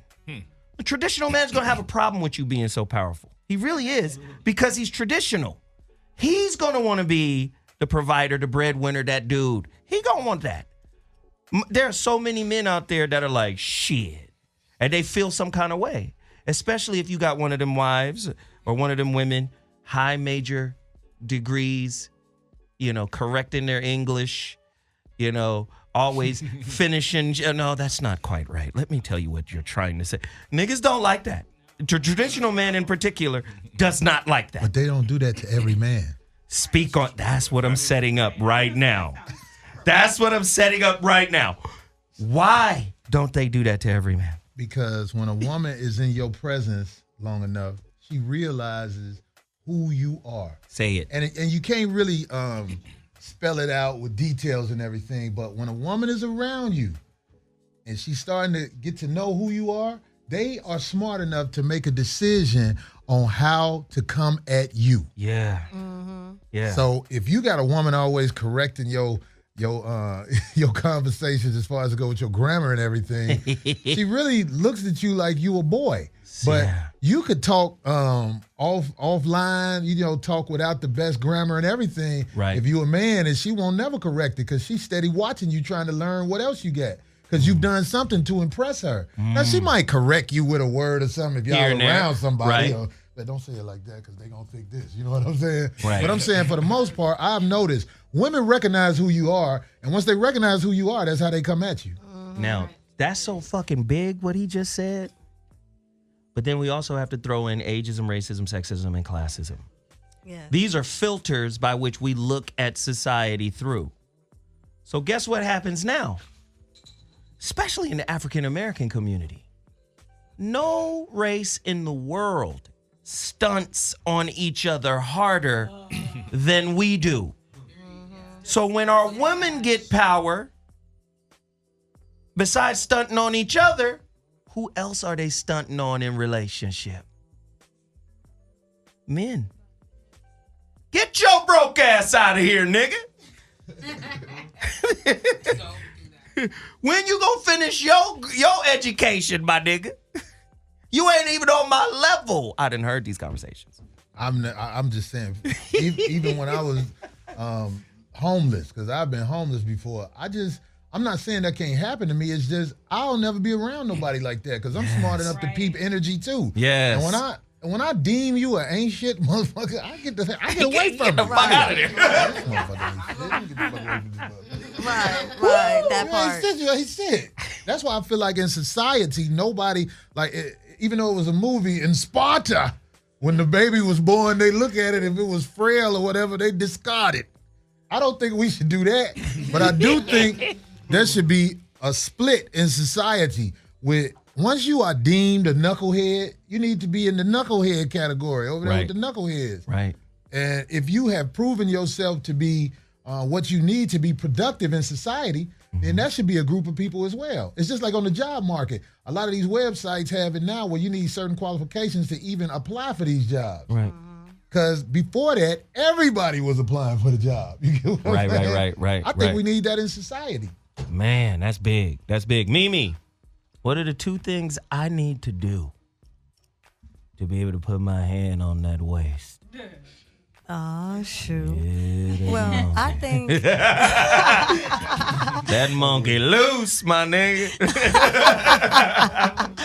Well, I think that there needs to be a vibe and a chemistry. I need to be feeling you outside of what meets the actual eye. Because for me, I'm all about that. I can have 20 people that have a bunch of money in front of me, but I look at my vibe with the person. That to me goes even further because, I mean, not to be funny, I'm not going to date anyone that doesn't offer anything, but I'm not just looking for that. I'm looking for more.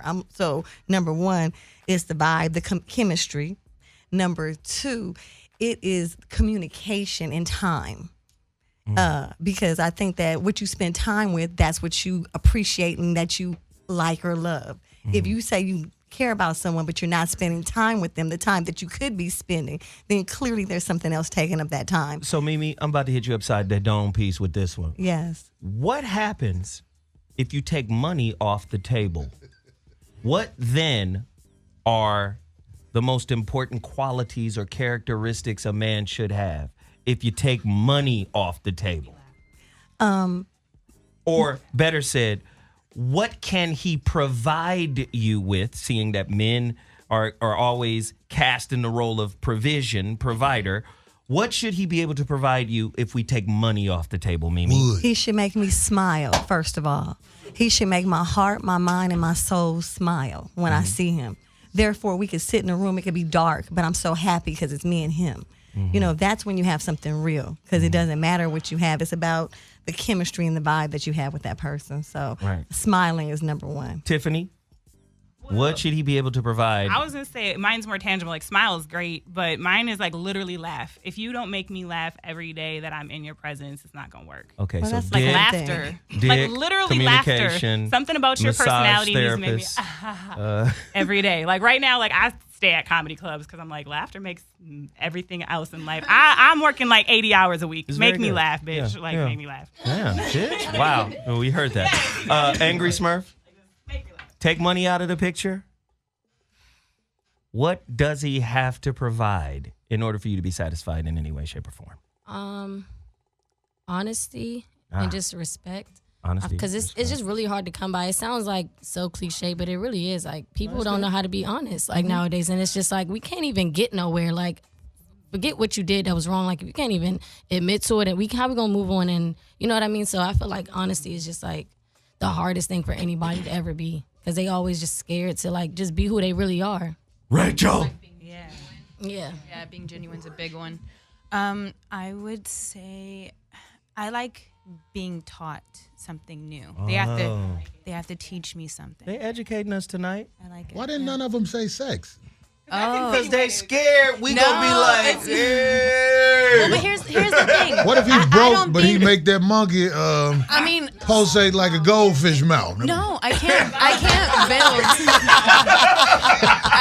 build a relationship off of sex. I think sex is a huge plus. Like, that also needs to be there. But I can't. Everything else can't be horrible, and the sex is great. Where's that gonna get me? you know good and well, y'all have settled for everything else being horrible and the sex being great for centuries. I've done it before. I mean, yes, it's happened. And I've done it before. White people do that. White people for sure, 100%. Black do that. people do that. No, black people do that too. If somebody's giving you that Do black people swipe do that? and For putting real? it down on Yes. you, for sure. I mean, yeah, I've done it, but where are we? We are not together. So therefore, that was wasting my time. Oh, Actually, I was gonna say, white people do the reverse. Like, part of white it- people will will let sex be terrible. Like, nothing the else was opposite. right. That's what I really meant. White people will do the opposite. Like, white women will let you, like, will have sexless marriages. Like, it'll be 10 years since It'll they be fucked their sexless dude. with the motherfucker in the house. Yes. Right. That's Get right. some They get mandingo some sex. song. And that shit is wild to me. So no, like, yeah, sex is important to a So, healthy Brother relationship. Polight, take money off the table.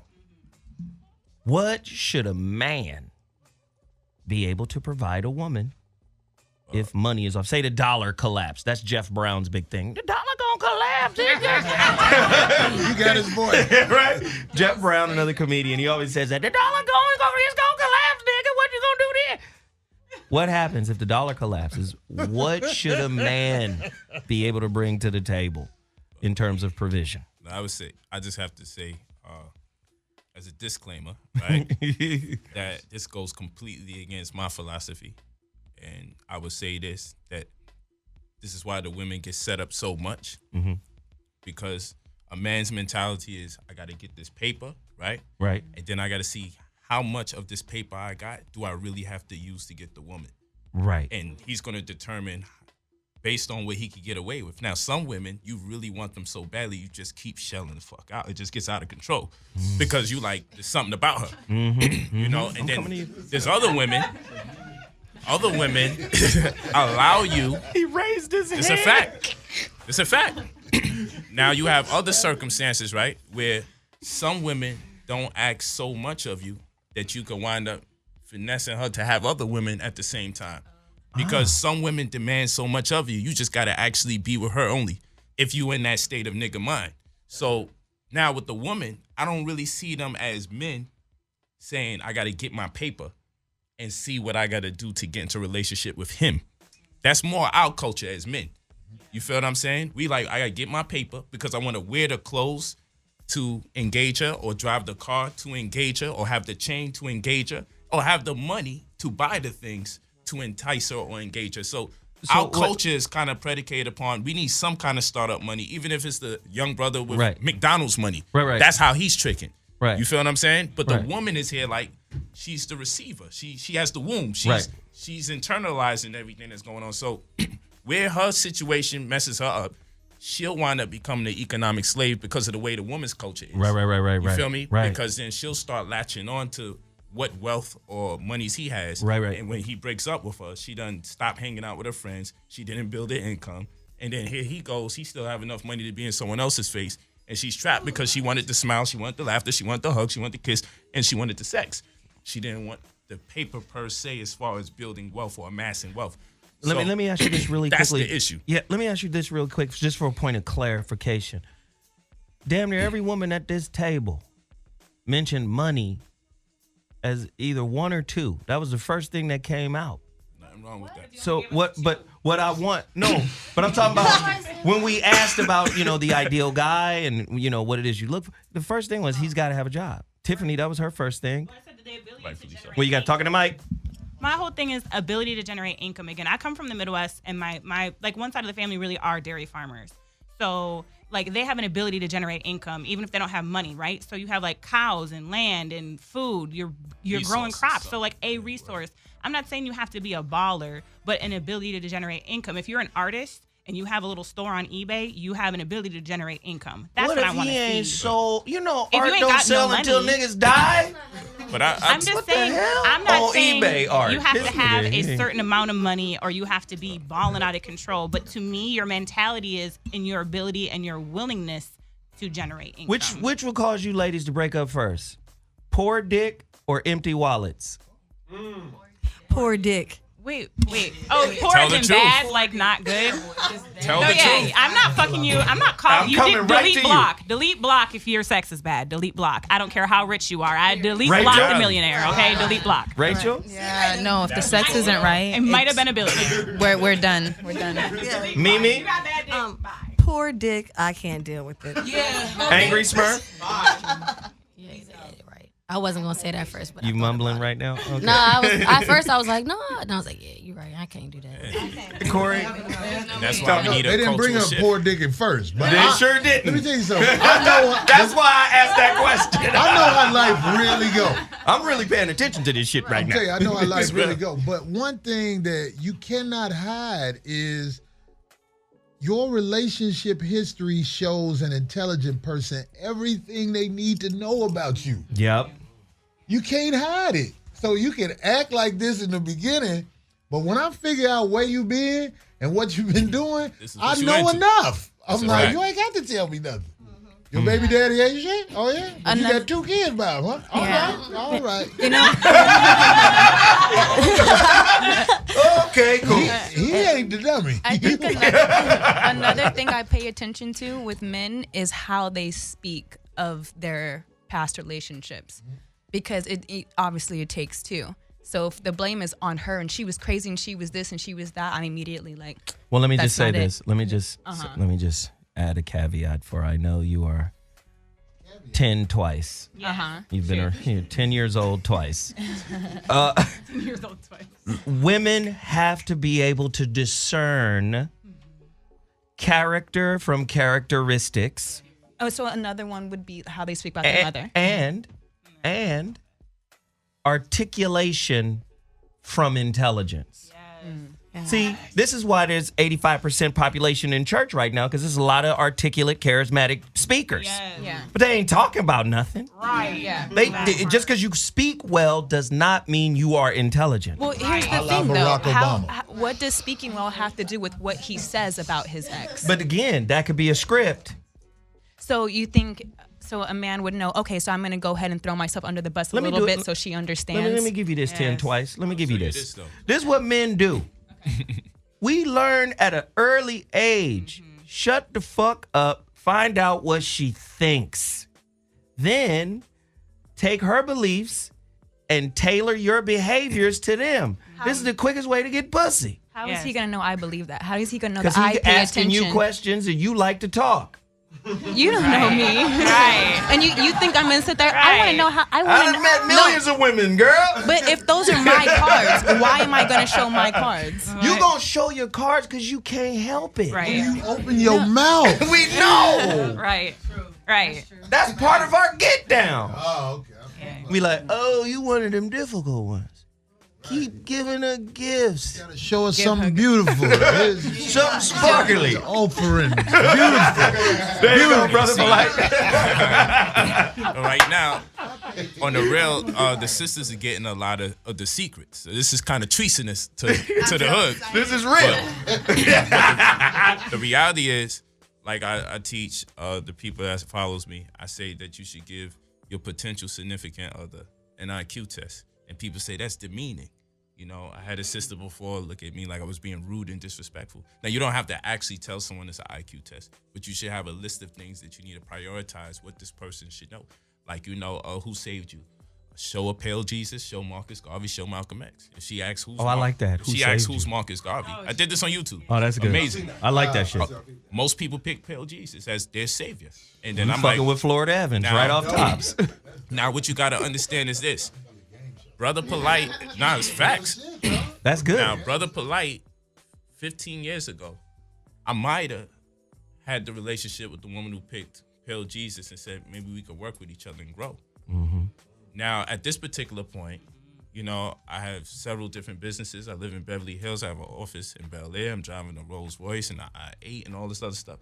I don't know if I want to expend the type of energy to get someone at that point. I'm not better than her as a human being. Just in a different place. At this particular point in time, that's a conflict of interest, and it's going to pull me away from the people I built relationships with already and the level that I'm already on. Not that she's on a lower level like stupid, lower level like a different level. Different. A level that's going to take too much out of my time. Different. Go ahead. It's in the mic. No, what he said is 100. Man, that's real deep. But honestly, ain't there sometimes a situation where it's a girl that sparks your interest so much, and you know she's still in the dungeon? You be like, I'm gonna try to pull this bitch up. Now, this is true. But what you got to do is have your tenets. This is where discipline comes in. Discipline isn't about refraining from things that you want. We got to give it a broader perspective. You have to couple it with what you're afraid of. Like, I'm 33. I'm afraid of being on child support. I'm so afraid of it. I'm afraid of also being sick. You see the shit going on with Usher? I'm not saying he got herpes, but I'm just saying it's looking bad. So, you know. It's looking bad right now. So what I'm saying is, I don't want to be the poster boy for the nigga who's going around making everybody's life hell from having sex once you get popular. So, because it's going to happen. You know what I'm saying? Once you popular and somebody realizes what's going on, word's going to spread. Then everyone who been had herpes and all that shit is going to be coming out the woodworks. You know what I'm saying? So, cause that's probably what's going on at this particular stage. And niggas is like, he got herpes. We all got it from him. We all got it from him. Some people even had sex with him yet. You feel what I'm saying? So, that being the case, we need an IQ test. And so, like, if I ask a woman, what's the population of California?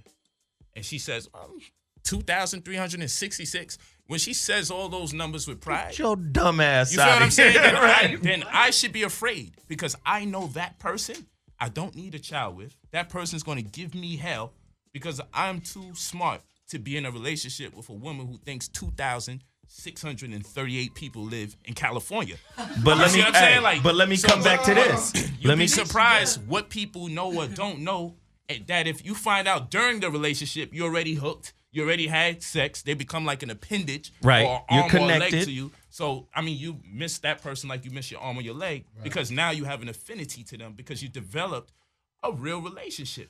Now you can't separate yourself from them even if they're abusing you mentally, physically, or spiritually. But let's come back. Let's come back to this then. I got Plan B darts. Oh shit! This nigga. But let me say this.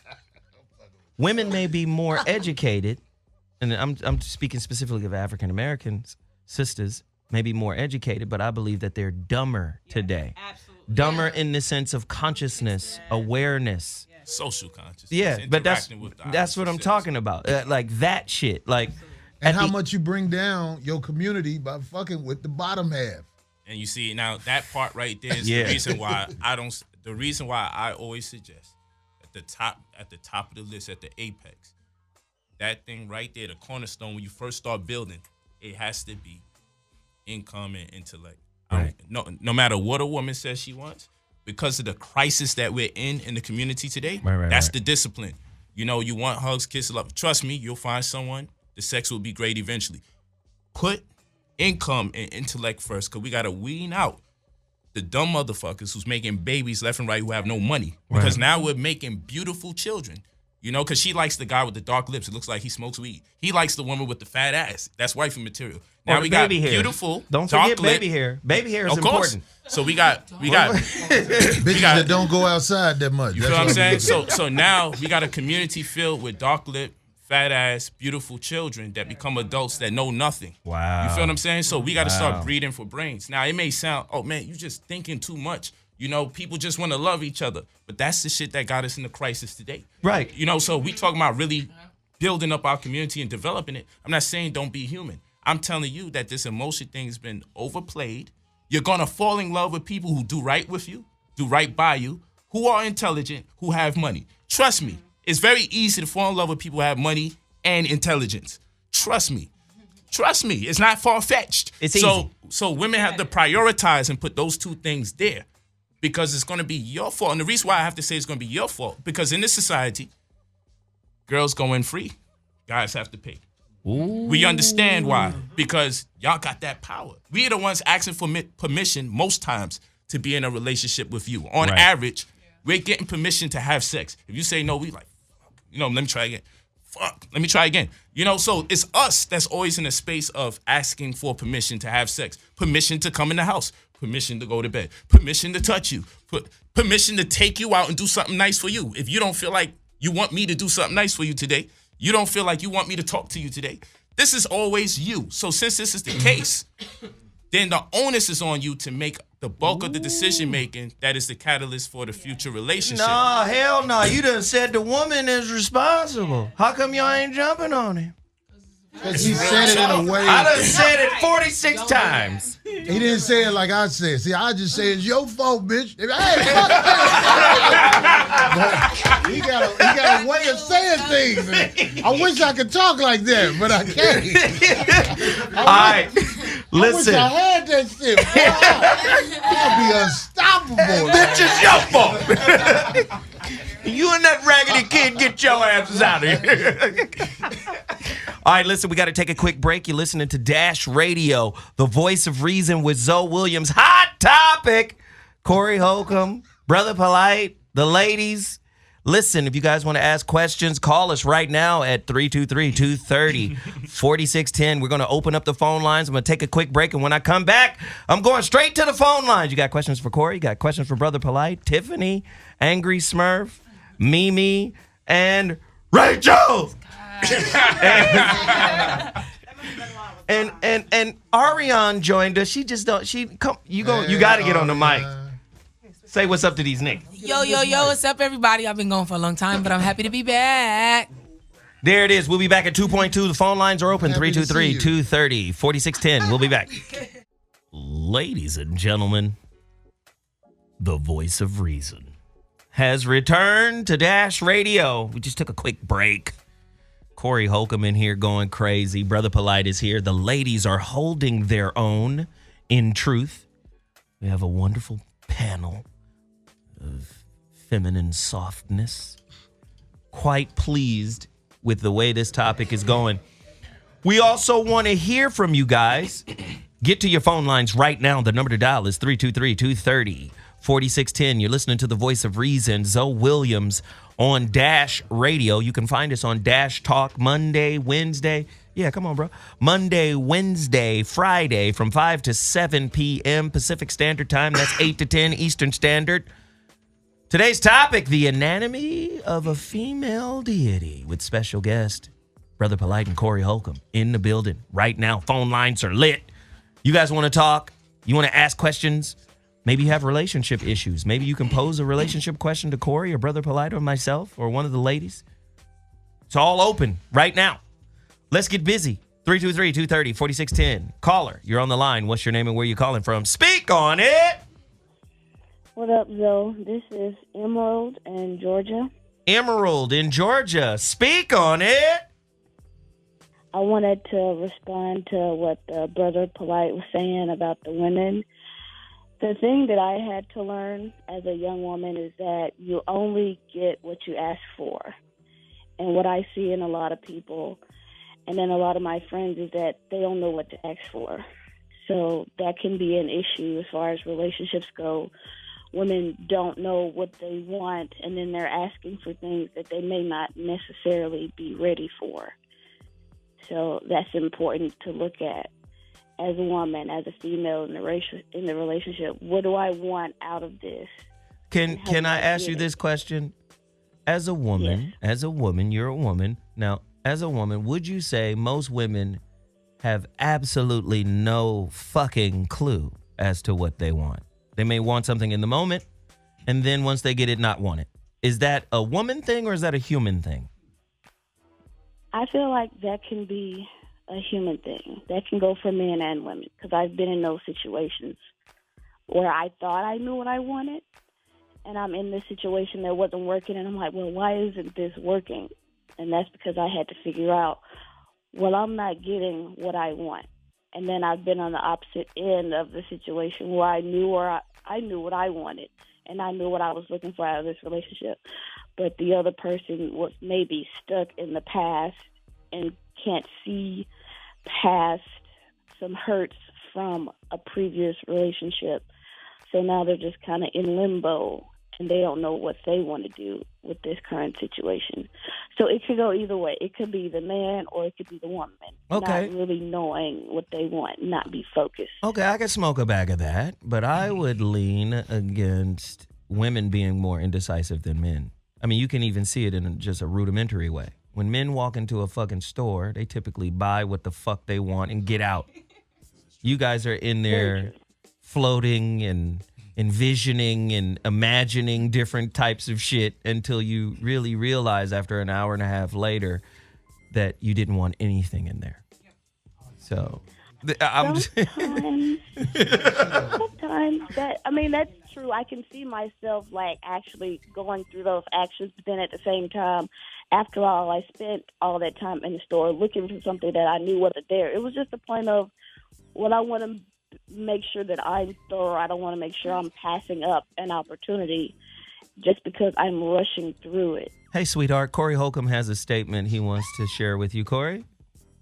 Yes. Oh, well, Zoe put me on the spot. You know, while you was talking, I said this bitch crazy, but I didn't want you to know I felt that way. So Zoe put me on the spot, but I do think you crazy as a motherfucker. But I do understand what she's saying, though. Of course you do. She's speaking Woomlabic. No, because she's saying that if women take the time, you know, to picture and kind of plan out, and men kind of just go for it, it's like we make a better calculated risk. We take calculated risks, whereas men don't. Most men have their queen at home, and every other bitch is auditioning until that spot pop up. That's just the truth. That's how life goes. I think because the average woman emotionally and like hormonally is not in balance. She finds herself more being knowledgeable of what she thinks she doesn't want than what she actually wants. So we project what we want. We're saying the things we want, but it's really projection of things we just know we don't want. The average woman has no idea what she wants because it changes all the time. And then you got to throw in on top of that, keeping your mama happy. Or everything. Like the average woman is just in denial about the fact you just say you don't know what you want. I'm very open about I don't know what I want, but I'm very clear about what I don't want. You can't, I can't hear her. Yeah, you're talking all over. It's fine. Sorry. I'll come back to you. Yeah. Oh, no, it's fine. And I agree with what Tiffany was saying, and I see that, but I'm so beyond the making the family happy. Like, I love my family, but I'm not a people pleaser in that way. So it's like, what's going to make me happy? I can't just be with somebody or not be with somebody just because, well, I can't take you home to the family. They might not understand you. I don't really care that much about how they feel about it. I care how I feel about it because I still have to be with you when they're not around. So. All right. Well, you know what? I appreciate you calling the show and sharing. That was very enlightening. You know, you're more than welcome to call the Voice of Reason at any time when we're on the air, Monday, Wednesday, Friday, 5 to 7 p.m. We appreciate the call. Thank you. Caller, you're on the line. What's your name and where you calling from? Speak on it. Yo, Zoe, this Mark from Fort Lauderdale. What's going on? Mark from where? Fort Lauderdale, Fort Lauderdale, Florida. You brought Florida into the building. What do you want to speak on, PM? I'm trying to stay on topic, but some shit been burning in my heart since Antonio was on the show last time. So him and your girl were going back and forth about whether or not women should lower their standards for, men because of the, we only got so much wealth in the black community, blah, blah. Maybe our standards are too high. Okay, so wait. Hold on 1 second. For people who just tuning in and don't know what the fuck he's talking about, quick summary. Antonio Moore basically said sisters are doing really well. And when you look at the unemployment rate of African-American men in major cities across America, the rate is at 45% or higher, which is indicative of social collapse. And he's saying, sisters, you gotta change your expectation of brothers coming from these cities. You can't go in dreaming thinking he's Obama. He's not Obama. He's probably broke, and you're probably gonna have to pay for shit until he gets on his feet. He gonna make an album. He gonna make a mixtape. This is what Antonio Moore was saying. So now that I've given the summary of that discussion, what was your statement?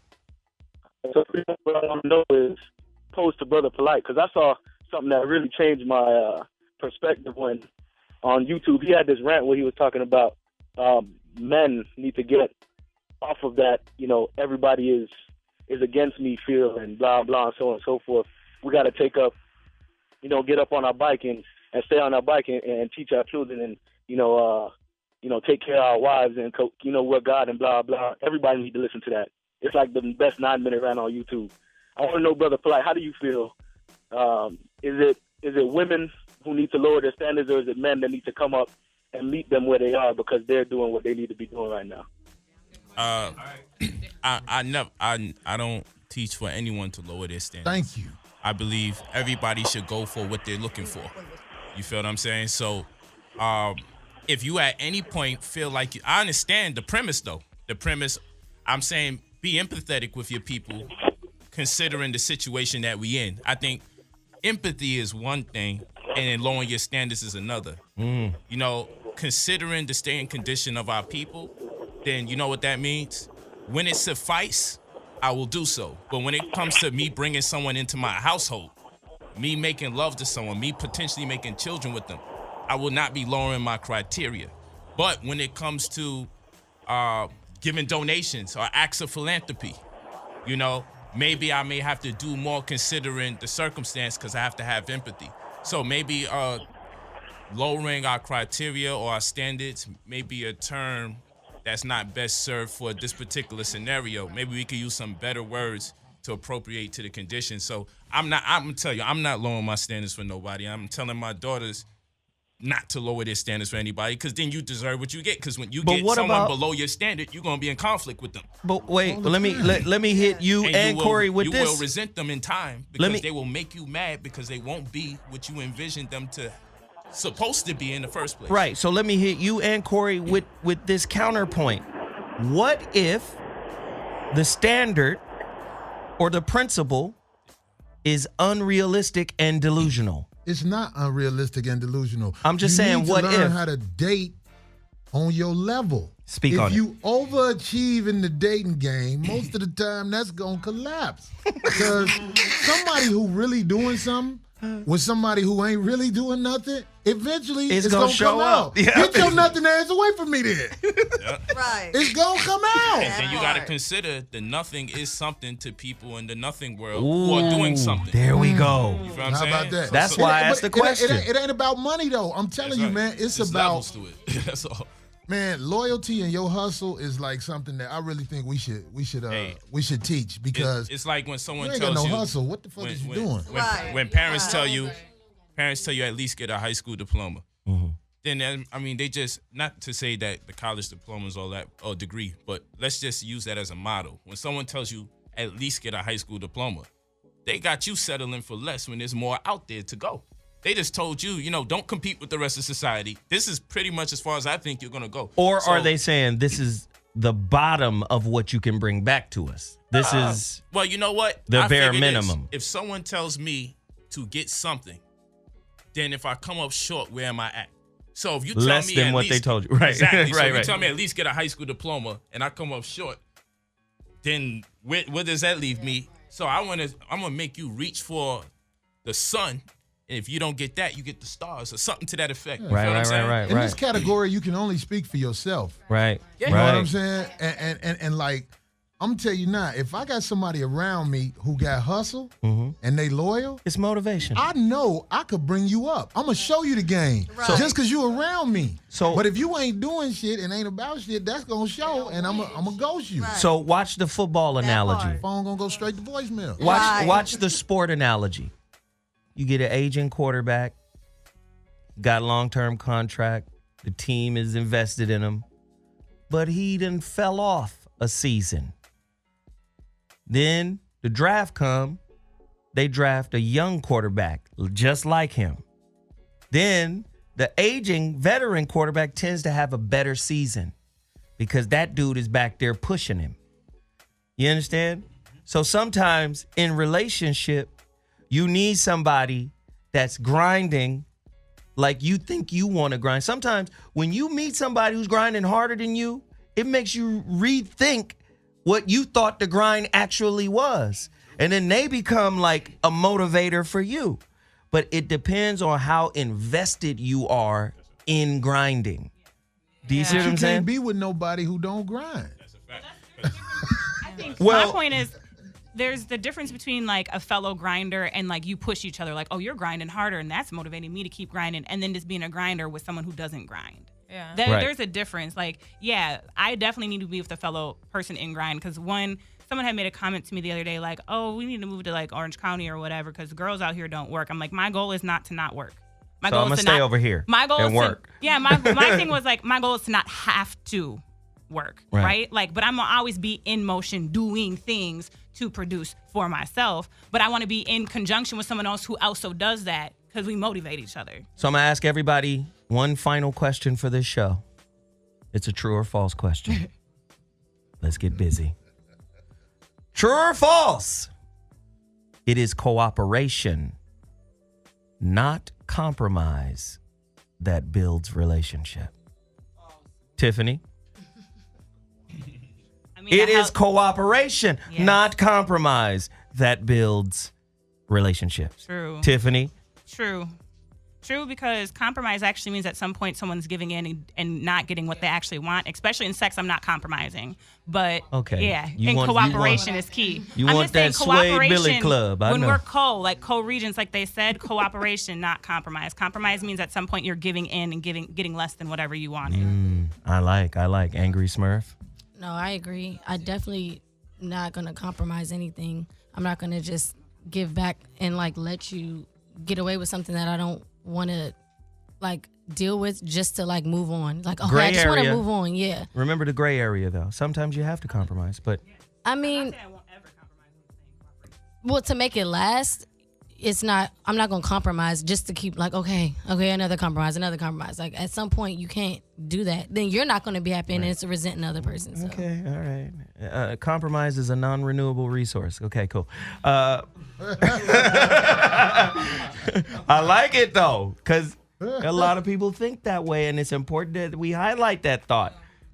Mimi? Well, I'm Cooperation over compromise? I'm gonna say false only because I feel like in some situations, if you're really with your king and he's leading you, you may have to compromise your thoughts and listen to your king and follow his lead if his decisions are worth compromising with. Tell him how to do it, Mimi, on some grown woman shit. Better follow me into this lion's den. If you in a relationship, you gon' compromise. Right. I know. I mean, gotcha. I'm waiting for you too. Let the girls do it. I'm waiting. I'm waiting. That's why I like your point. Wait. Here we go. Your turn. Okay. I would say false because I too think that both need to be in play. And I was actually having this conversation today with my boyfriend about compromising because You told him to come with his half of the rent. No. We that's hilarious. We had that because we had first got together. He had to compromise a few things because he was coming with baggage from a past relationship. You can't come in here with that shit, exactly. nigga. So I was like, and I reminded him of that today. So we had like a good laugh about it. So compromise definitely was in our relationship when we first started. Nice. Yeah, because he came with a bunch of baggage that Okay. he had to figure out. I'm going to go with Brother Polight, and then we're going to wrap it with Corey. I say true. I believe where there's cooperation, there is compromise. I believe we can One leads to the other. Right. Yes. I think that's at the apex. Got it. I Right. could smoke a whole bag of that. Corey? Oh, well, I'm just saying, like, you have to compromise, especially if you, if a man is honest with his woman, which rarely happens. It happens about 5% of the time. But if you honest with your woman, 5% of the time. I would say about 5%. Yeah, dudes lie because if you honest 'Cause with it your works. woman, you gonna tell her. Like as far as sex go, you gonna be like, look, baby, we can't do it today. I just left this bitch out, and she work at the DMV, and she be hooking me up with them. With the tickets, handicap passes and shit. So, Hilarious. I'm just saying. I'm working on yours now, so you're going to have to wait. You're going to have to compromise. And on top of that, you got to compromise with women because certain times of the month, you really don't want to mess with them, or you're going to have that unsatisfied sex where you got to wash up immediately. Oh, shit. Compromise. You be like, all right, go ahead, bleed out. I'm going to go to the store. Oh. And then you do what you do. Shit. God damn it. I'm just saying, man. I'm trying to help y'all. So my answer to this is the reverse of Brother Polight. I don't think compromise leads to cooperation. I think it's the reverse. No, yeah, I thought that's the way he said it, right? Right? Is that what he said? Because I don't think you can. What I'm trying to say is I don't think you can cooperate if you're compromising who you are. See, most people don't know the difference between compromising for a relationship and compromising oneself. So if there's a conflict internally with regards to what compromise is to you, there's no way you can cooperate effectively. Right. So I believe that you have to figure out what it is compromise is. Because there are so many people who compromise themselves just not to be lonely. Right. That's right. You see, If I like you enough, you ain't got to work. How about it? It's a lot of women that come with the demand of that without even reaching the full potential of who they are. You can't be diet woman asking for, full taste life. Right. Get the fuck out of here. I mean, that don't mean you're going to be my queen, but I'm just saying, if I like you enough, you ain't got to work. Just be cool and do what you do. A lot of women have entitlement issues too, based off of how relationships have been designed by society. True. Sometimes you don't. First off, you don't need entitlement if you're self-aware. That shit will If you have a full grasp of who the fuck you are, women, you gonna magnetize all you need in your life. Period. But if you on some bullshit, you gonna get bullshit to work out the bullshit. That's what it's for. Shit. Well, the voice of reason was powerful tonight. I want to thank everybody for coming out tonight. Corey, where are you going to be this I'm gonna weekend? be in Nashville at Zany's Comedy Club this weekend. You guys come on out, you country fucks. You fucks. Bring some barbecue with you. This nigga, he's always hungry. Bring that couch off your porch. Oh, God. Brother Polight, how can people connect with you, man, and find you and follow you, bro? They could download the Brother Polight app. Pride, optimism, love, integrity, gallant, honesty, and trust. POLIGHT. Brother Polight. You could download the app. You could go to IamBrotherPolight.com, or you could go to brother_polite on Instagram, or IamBrotherPolite on YouTube. Awesome show tonight. Thank you for tuning in to the Voice of Reason on Dash Radio. We will be back here Friday with another heater from 5 to 7 p.m. Pacific Standard Time. Don't miss it. Ladies, I appreciate your contributions. You were on fire. I love it. I'll see y'all Friday. Deuces, we out.